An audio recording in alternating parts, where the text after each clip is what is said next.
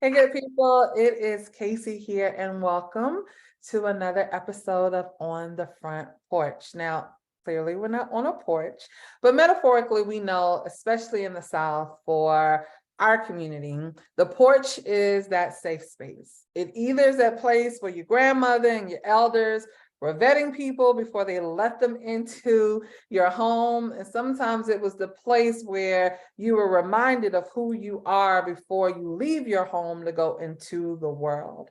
And so on this virtual front porch, this is a safe space for conversation that is impactful to who we are as Black Americans, particularly those of us who are of Christian faith, those of us who love being part of the South and understanding what all those things mean for us. So tonight, I'm really, really excited to have a guest on tonight's show as he helps us uncover and discuss some of those other pieces that are necessary to moving our community forward. So the last thing you probably should know about these conversations is that this is part of a 4-part series as it relates to understanding the sociological and the theological concepts as it relates to what do we need to do to rebuild our community and make sure that we're prospering in our total being. So welcome, Blue. I'm going to give you a moment to be able to share with the folks who you are, and then we're going to dive right on in. Well, yes, my nickname is Blue because I'm a member of Phi Beta Sigma Fraternity Incorporated. Real name is Ricardo Allen, born in Winona, Mississippi, raised in Clarksville, Tennessee.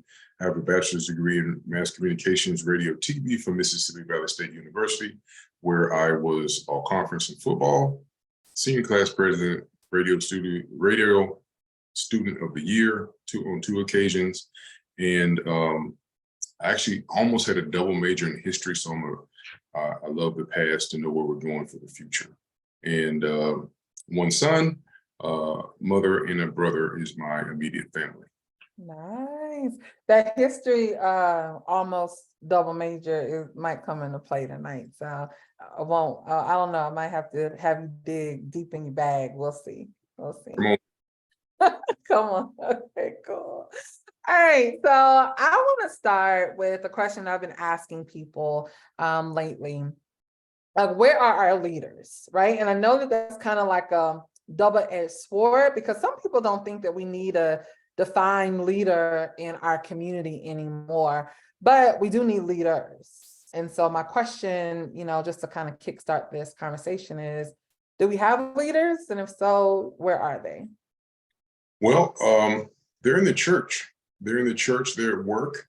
We don't have, before my time, there were definitive leaders of John Lewis, Martin Luther King Jr., Malcolm X. We knew those were leaders. There was no question. They were out front. You can see them leading from the front. And then some of the younger men became older men with them, Jesse Jackson, John Lewis, and many others, Stoker Carlisle, all those civil rights leaders. And then but here's the major difference. Those leaders didn't have financial influence. They had community influence. They had political influence. They weren't rich. They were not wealthy. If you were to check their bank account, you would not be impressed by any means. So now more people are more worried about what's in their bank account and their personal self versus helping their community. So they're still there. The church that I attend, I'm 43. The members of the church that are active are 60 and 70 years old. And there's not many that are my age or younger that are participating in the church. They're in the streets, they're at the club, they're out, doing things that young people do instead of, in my time, we would go do whatever we're gonna do, and then we would make sure we're at church on Sunday. I just said, we'll just omit that. So the leaders are getting older and the next round is not stepping up, and there's no young 25-year-old, they're like, oh my God, he's impressive, he got next. They're not there. So now it's time for the people in my generation, Gen X, to step up. And we have to do that because we keep telling ourselves that 40 is the new 30 or 40 is the new 20, when 40 is 40. The number of years you've been on earth. Stop lying to yourself saying that oh, I still have more time because unfortunately, the life expectancy has not changed by 30 years. It's not changed by 10 years. It's went up 4 or 5, but it's not went up no 20 or 30 that people are acting like, yes, we look younger, we're more vibrant to a certain age. And then unfortunately, we still fall off after a certain age. Mhm.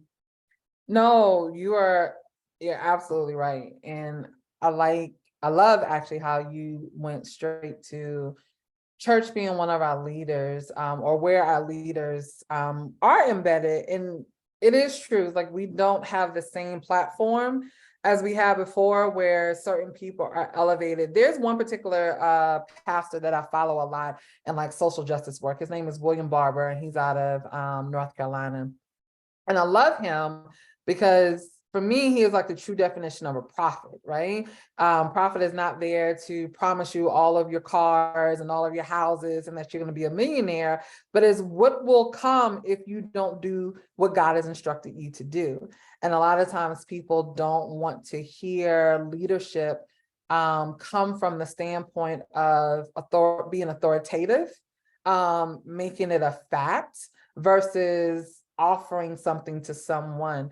And I bring that up because one of the things that I know about you and getting to know you and kind of following the work that you do is that you are very big on order, on structure, as it relates to the family unit, right? And so even when I think about leadership in church, how do you think that that translates to our families and our families having that order and that structure that we are accustomed to from our parents and our grandparents and our elders? Do we see that in mass now in our like current community, or are folks just like doing whatever it is that they want to do? They're doing what they want to do. The family structure is totally falling apart. It has it's been disassembling for years, and now it's almost at full. It's not possible to. We have to basically do a full reset because um, women want to have children, but they don't want the men to be a part of the household. Mm. And that are or that help make the babies, they're not able to or not allowed to participate in the rearing of the children. Um, the men, you have to have the yin and yang of the two-parent household of mother and father, so the dad can bring the discipline and the structure, the mother can bring the nurturing, caring, and just the love. Like my dad was there in my household. He loved me based on the way he showed me he loved me, but he didn't say I love you every day. My Mhm. mom every day. Yeah. Kid, I wasn't really worried about because I saw both of them all the time. So I'm like, okay, well, he went to work and she went to work. They came back. I had a nice Christmas, had a nice Thanksgiving. I'm not worried about any clothes or shoes, and my stuff is nice. Our TV's big. Our house is not that small. Okay, well, something's going okay. Compared, you go to somebody else's house and you see what they have and don't have versus what you have. Well, my parents were doing all right. Both of them went to work every day. But Mhm. now, a lot of people, men and women, they're single parent households that are men.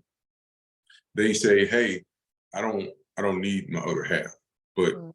child needs your other half. The child needs the full Yes. prepared table that both parents offer together. And that's one of the things I talk about, a prepared table, because not necessarily about this, but who's bringing what to the table? No, the table is both people together.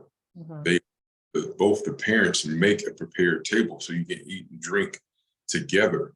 If one person's doing it, something's going to be missing because you're missing the person that provides the thing that you don't provide.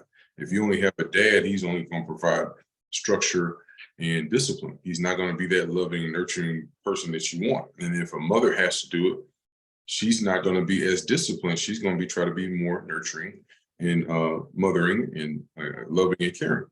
So it takes both. It's a consistent thing. Yes, people have been successful, but you want to talk in broad strokes.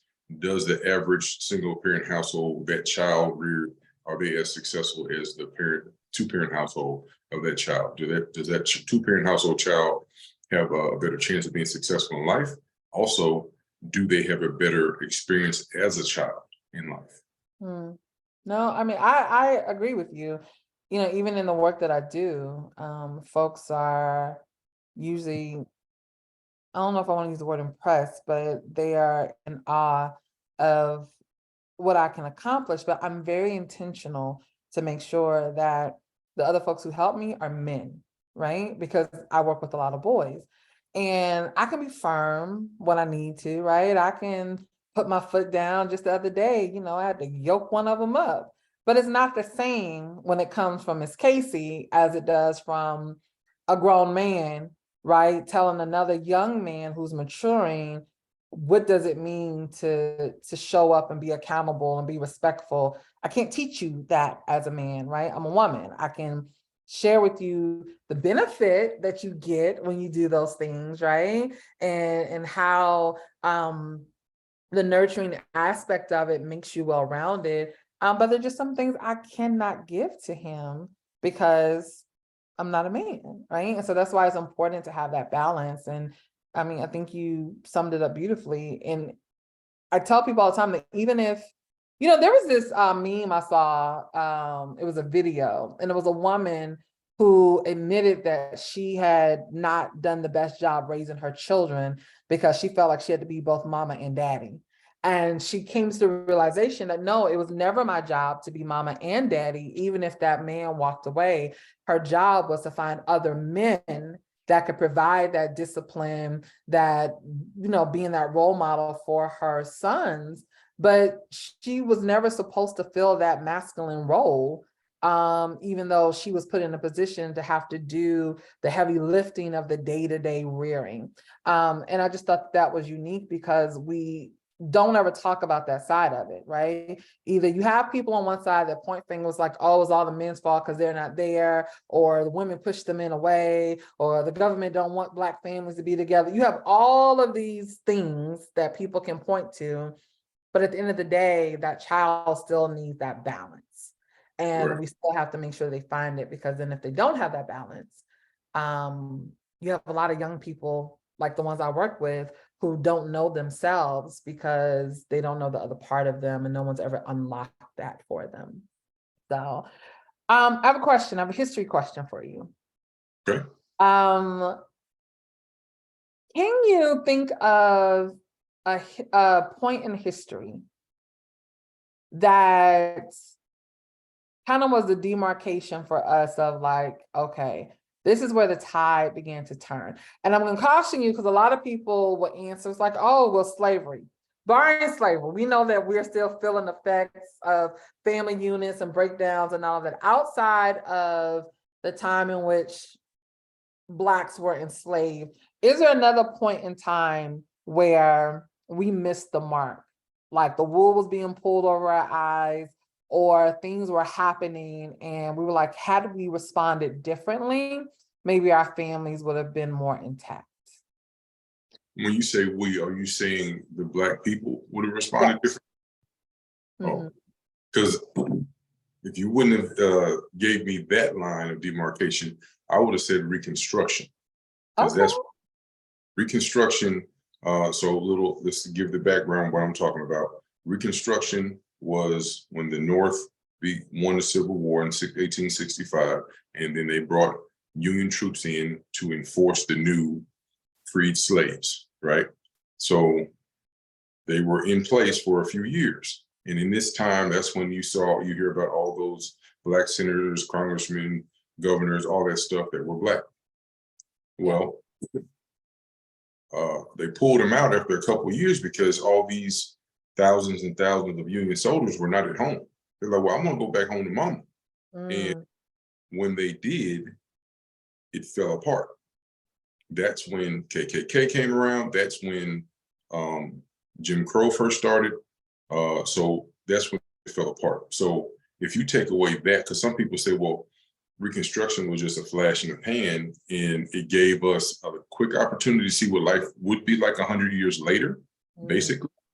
And then it back to now, recently had a conversation about indentured servitude, AKA sharecropping, which is the worst version of, we're just, 2 steps away from slavery with sharecropping and how they did it. And I'm gonna quickly mention restitution, because they talk about saying, hey, reparations. I'm sorry. They talk about, but the one reparation that they really need to work on was, if you know the name of Spike Lee's company, 40 Acres and a Mule. Mhm. There were allotted people who received the actual 40 acres and a mule. Mhm. They received South of North Carolina. Yeah. Porch. They received it, and it was taken back when the North was pulled out. People don't talk about that. So I would say, who needs it?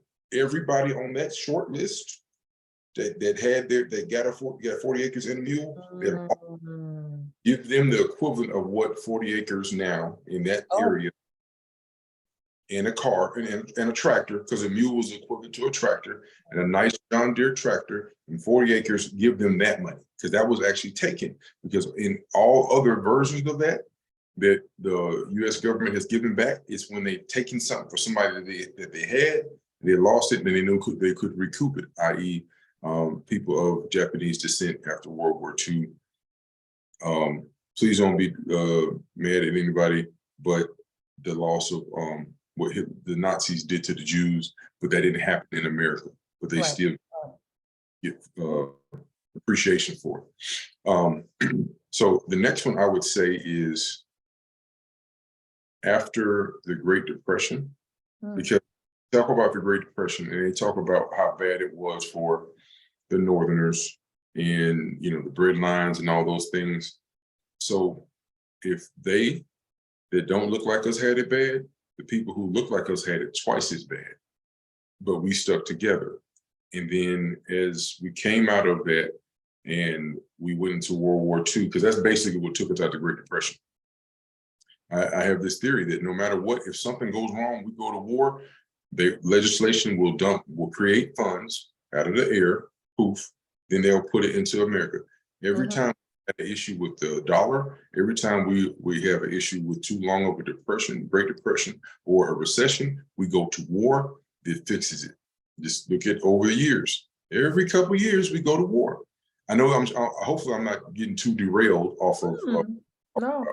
but when we came back from World War II, they didn't really want us to fight. They really wanted us, the black community, to be the cooks, to be janitors, whatever in the war. And that's why I can't remember his name, unfortunately. The black man who was in Pearl Harbor to actually use the gun and help save lives, he was killed because no other black man on all those boats was able to save lives because they were just cooks or they were just janitors or stuff like that. They weren't no officers. There were no officers, and there was no black unit, all black unit in Pearl Harbor at that time.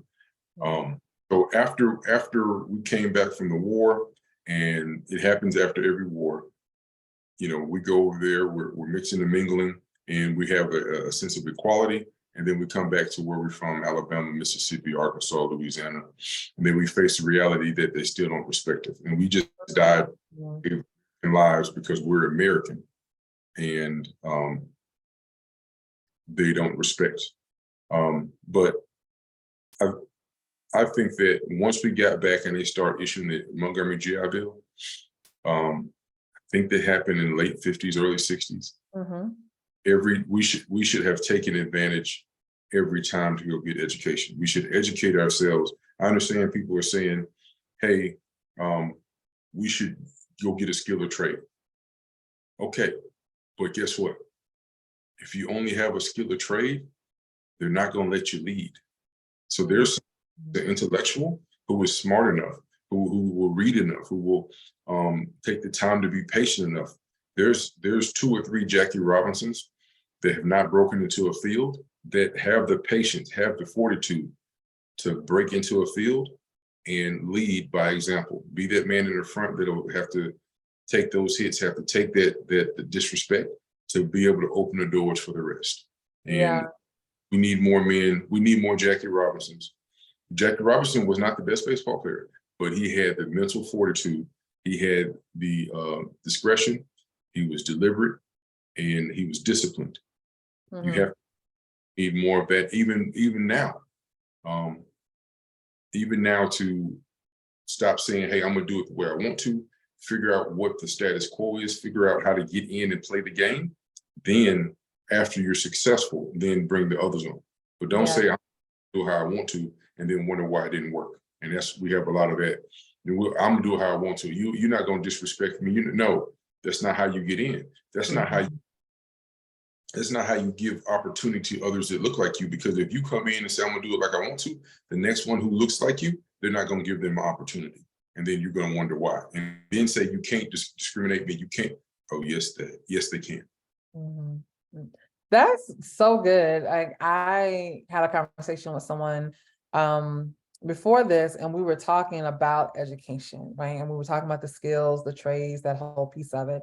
And I misquoted the year Horace Mann was alive. I made him older than he was, but he was really around in like the early 1800s.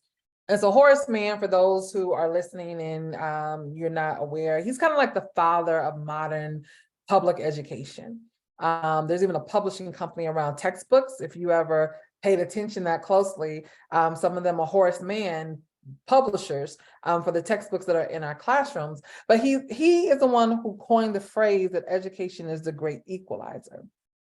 And so we were talking about how during that time, Horace Mann was not including us, right, in that conversation in 1848. Like, we were not top of his mind when he was talking about using education to equalize the playing field and the opportunities.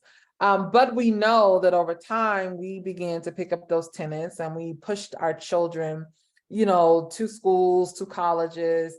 And I believe in that. Full disclaimer, so I ran for school board here in Atlanta citywide in 2021.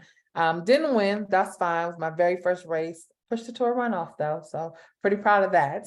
But what I realized was that we need both, right? We need to push our children to be college ready and to also know how to have a skill or a trade. Not because you need a backup plan, but because skills and trades use different parts of your brain, right? And in order to really have our children think critically, it's how do we help them use both sides of their brain so that they can make wiser decisions. I try not to use the word better for a lot of reasons, but to make wiser decisions.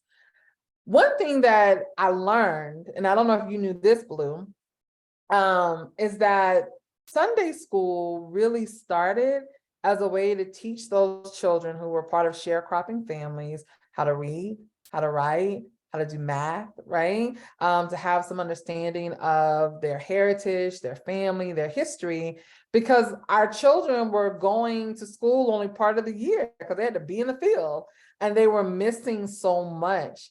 Do you think that there is a responsibility that community has to fill in the gaps for our children, or should that just be the school's responsibility? No, education, you should never stop learning no matter how old you are. You should never not have the thirst for more knowledge. The more we know, the better we are. They hide things in books, as they say, but those books are becoming more open as you Google things. Like me, I'm a Google addict. I'm not going to say I'm a Google scholar because I'm still going to read the article that Google said. Because Google just find the article. And they might have a question you have, but if you read the full article or say, hey, it's in this book, because there's a bibliography to the question that you have, read that, get all of that information. The 3 R's, even though it's kind of country, reading arithmetic is what you're talking about. Yeah. You need those. You shouldn't be, as an adult in 2023 or as a child who's above 15, you shouldn't find something that you can't read. You should not be able to handle money, physical money, and add, subtract, multiply, and divide. And you should be able to comprehend to above kindergarten level so that somebody can't stump you and you just, instead of saying, hey, I don't understand, no. And the one thing that I'm discouraged about is the number of people that are my age or close to my age that don't speak the King's English. I don't want anybody to, there's 2 things that I really don't like is when you get disqualified because of your appearance and you get You get disqualified because of your speech, not because you have a Southern drawl or you have a Northern Jersey, New York, whatever, but the words that you use disqualify you, or the lack thereof of words. They always say that the words you use will determine your education, because if you had the vocabulary, you don't have to use cuss words. So whenever I cuss less. I'm not saying that I'm perfect, but if I'm really frustrated, I'm not going to use any cuss words. Just to let you know, I consider myself an intellectual because I want to be able to speak freely. I like using this phrase. I'm going to answer you in a paragraph form versus sentence form, so that I answer everything around the question that you asked me, front, side, back. In says a paragraph is for sentences. So I'm gonna give you everything. So then when I get through talking, you don't have anything to say. But being respectful, being disciplined, being diligent, and being consistent. If you are those things, everyone should want to read more. And then even if you're not good at reading, you should take the time, find a book that you like, find a subject that you like, go to a small place, read out loud. And if you don't like the way that you sound, change it until you do. Yeah, work on it. Always be working on your mind. You should work on your mind, your body, your spirit all the time. Work on those things. But if you don't want to be disqualified because of your skin color, then when you open your mouth, they have to qualify you. That's how if you saw me, you're like, oh, well, I don't know. But if you hear me, never mind. How are you, sir? And the reason I dress a certain way consistently is because I'm not going to let my dress disqualify me. The only thing they can say about me is the color of my skin. I can't help that. But everything I can change, my skin color will qualify me because everything else will be qualified. Yeah, it made me think of two things. When you were talking about when you're upset and angry, you have an intention to not curse because you want to be able to use your words. And I was chuckling a little bit because I tell people all the time that there are two things that my mama and my Aunt Paulette taught me well, is to lay somebody all the way out without ever having to use a curse word.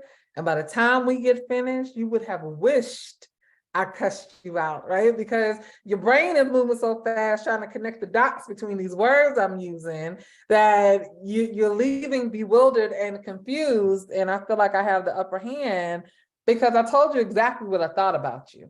Right. I just didn't use words that you are used to, which means that it diffused you because now you don't have a quick comeback because you know how to respond to me when I cuss you out, but you don't know how to respond to me when I call you an imbecile. Right? When I tell you that your comments make no sense and I'm befuddled by them, right? So when I have to explain these things to you, so I like that approach because I use it a lot too. And then the other question I have for you is, what are your thoughts around code switching? Is there a place for it? Not that we all have to do it all the time. You may not think that we should code switch at all. If so, is there a time and a place for that? Okay, so that is a very good question. I think that the only time you can turn it off is if you know that you're in a relaxed environment and you know that these are your cousins or best friends from before you were educated, and then you relax a little. But you should only turn it down a little bit.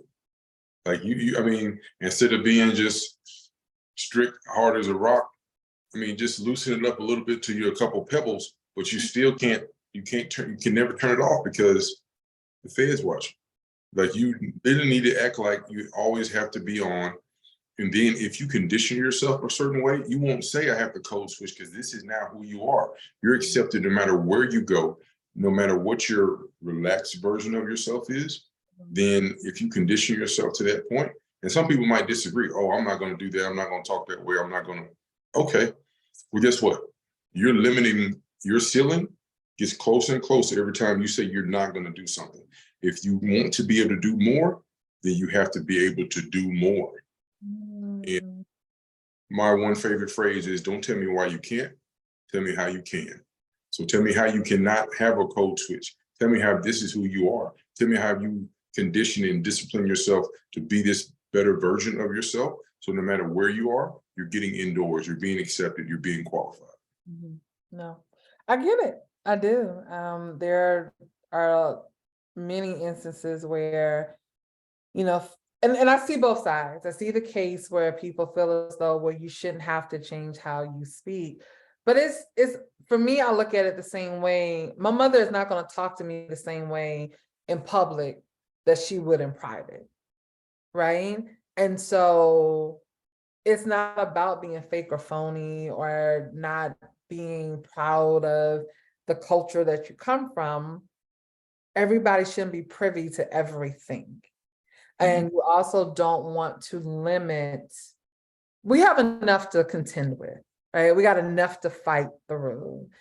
And if that is one thing that we don't have to have used against us, I see the point of, okay, this is where you work on your speech and your diction and your articulation and your vocabulary, right? And your comprehension, so that, to your point around talking in paragraphs, you can't come for me, right? You can't come and try to dismantle my intelligence, because I have proven to you that I can handle my own in this regard. So let's now move on to some of the other issues that you may have with me for whatever reason. So I hear you. I hear you on that.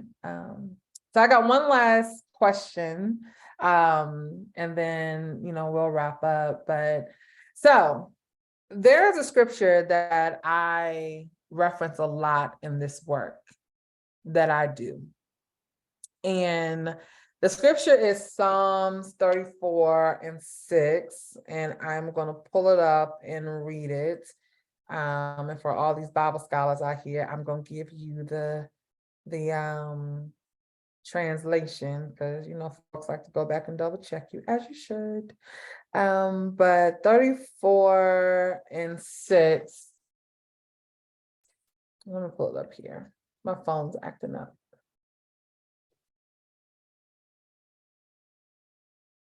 Because I don't have scriptures memorized, but I can find them. So it says, this poor man cried, and the Lord heard him and saved him out of all of his troubles. Now, I bring this up when I talk about a lot of the work that I do, because a lot of folks say, oh, well, we don't need to focus on the least of these in our community, right? Because God said that the poor, they're always going to be with us. Like, why are we concerned about them if they're always going to be with us? So I did some digging, and what the scripture actually says, as we continue on, because in another verse, it talks about the poor will always have you. Not that the poor will always be here, but the poor will always have you. And so my interpretation of that is that there is some responsibility that we have to those who are the least of these. Now, let me make this disclaimer. I am not talking about people who make poor decisions, and these are now the consequences of their life, right? I'm talking about people who try hand over fist, folks who may be part of generational poverty, and we can debate or discuss that, there should be no need for that because of the access to information, but you only know how to find information if you know what you're looking for, right? So I always lead with this particular question, because it really is the crux of the work that I do, is, does our community, Black folks in particular, have a responsibility to help those who are the least of these, who don't have as much? And that's going to look different for all of us, right? So I want to start first with, do we have a responsibility? And if so, what is our responsibility? We can only help those who want to be helped. So the first part is for them to admit that they want help. And then seek and find those who can help them. And if you find like the mentorship, it never ends. If there's somebody who is smarter, faster, stronger, more intelligent, find those people in your life or Mhm. till you're in that circle and then grow and learn from them. But if you never say that I need help, people in this day and age won't help you. But if you say, hey, I'm not like you, I'm not where you are, I might not have the clothes you have, but I want to learn. And then Mhm. a lot of people will say, okay, well, this is the first step you need to do. This is what you need to start reading here. You need to start saving here. You need to start doing this here. And then come back in 6 weeks or come back in 6 months. But you have to want to speak up and say, I'm looking for an olive branch. And then once you find that person who's willing to give it, they might not be the actual right person. They might only be the person that introduces you to the person that introduces you to the person. But you start somewhere and you have to look outside of your situation and your circle. And sometimes that means you got to drive 30, 45 minutes to work to put yourself in a better situation. Um, is we're talking about the Bible is big on sacrifice. If you have not sacrificed, you're not going to change your life. You have to live like no other, as in sacrifice, give up, live less than, not have as much, not be able to flaunt, be humble in order to be able to live like no other, be able to have more than, and be in a situation where you then can pay it forward by paying it back. No, I love it. I know I said that was my last question. This really is my last question. Because I do enjoy listening to your conversations, and we'll let the people know how they can find you and be a part of that as well. But you talk a lot about kind of the reunification of Black families, right? Can you just speak just really quickly about why it's important for Black men and Black women to ensure that our family structure is strong? Like, why is that a passion of yours? And then how does it benefit the whole? How does it benefit all of us when our families can be reunified, or there's an intention to ensure that we continue to create Black families? Um, you can't. There's no better version of life than having two good parents who love their children. You know, the man's gonna bring something different to the table than a woman, but as again I said before, those children have the best version. Those children are the most successful. Those children have the best childhoods, and you have the resources of two parents, whether they're both working or one is staying at home. But um, you have to have both. There's times where somebody passed away early for unforeseen issues. Not talking about those, you can't help that. But for the majority, you want both parents in to help raise the children. In order to raise a man, you need a man. And there's nothing like that fatherly voice saying, sit down. When the mama told him to sit down 5 times and he's still crying, daddy comes say, sit down half the time, not even the full time. Like I would say, my father, when I was being raised, he told me, he said, listen, if I give you an order or an instruction, before I get to the period of the directive that I give you, you need to be doing that action or in the process of doing that action. And some people say, man, that might be harsh, but no, here's an example. Go sweep the kitchen, okay? So by the time he gets to the T in kitchen, I should be up out of my seat, walking towards the kitchen. No exceptions, no huffing, no puffing, no words, no eye roll, no anything. So then now that I'm this age, I kind of expect the same thing. Yeah. I instruction, I want it done immediately. I don't want to let me negotiate with you. Let's talk about this. No, go sweep the kitchen. It's just that, and it doesn't have to be a yelling. It's not about raising your voice. If you make sure the words that you use count, you don't have to use them over and over. You only have to say, because I've been told, well, you didn't raise your voice, you didn't yell at me. I don't. Yeah. That makes it miss the point. If you say it strong enough the first time, you don't have to keep repeating it. And then I've actually heard people say, well, you should have told me twice. Well, I want to tell you twice. Now that we're talking about it, you know to listen the first time now, don't you? So the dynamic helps. I mean, because it's one thing when, like, if you're a kid, you're 11, 12, 13, and you were outside playing, and you come in the house, and, you know, dad's working on the yard, he's doing something, working on the car, mom's cooking, And then, you're like, oh, mom and dad here, it's kind of great. And you're smiling as a kid, especially if you hadn't done anything wrong. You did your homework. I mean, back in my day, I started with Nintendo, so I didn't have the Xbox and all the other stuff. So it wasn't that big of a deal to stay in and game all day. But it was go outside, street light. Back in, I remember one time I tried to negotiate the street light. I was like, yeah, but the other one ain't on yet, but the one by the house did. That's not my fault, Dad. He said, do you see this? Yes, I do. Okay. Well, you know what's gonna happen. Oh, you were testing the boundaries. You were Trying to negotiate, but I realized he wasn't a lawyer, and neither was I, of well, we know who won that battle. course. Oh my gosh, I could talk to you for a very long time about a lot of things, but thank you for joining me in conversation today. And to all of you who are listening or viewing this, definitely check out some of the other episodes. All last season was a lot. I know that I kind of unleashed on folks. This season, we're doing something just a little bit different. And I hope that you have gained something from it. If so, let us know in the comments. And if there's more that you'd like to hear about these topics, let us know that too. So Blue, I'm going to let you have the last word. I want you to tell people how they can follow you, how they can support you, what you have going on. What do the people need to know? Well, you can find me mainly on IG, Unfiltered Polo Blue. There's no E on the blue, Unfiltered Polo Blue. Buy a badge, follow, subscribe, tell a friend to tell a friend to tell a friend. I'm on Tuesday, Thursday, and Friday nights, 8 p.m. Central, 9 Eastern.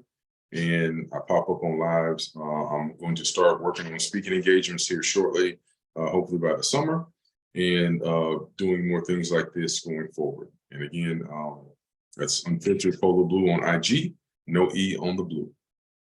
Awesome. And we're going to tag all of his stuff in the caption, in the descriptions, so that you know exactly where to follow him, make it super easy for you. But again, I appreciate your time, sir. Thank you for all that you shared with us. And we'll see you next time, folks.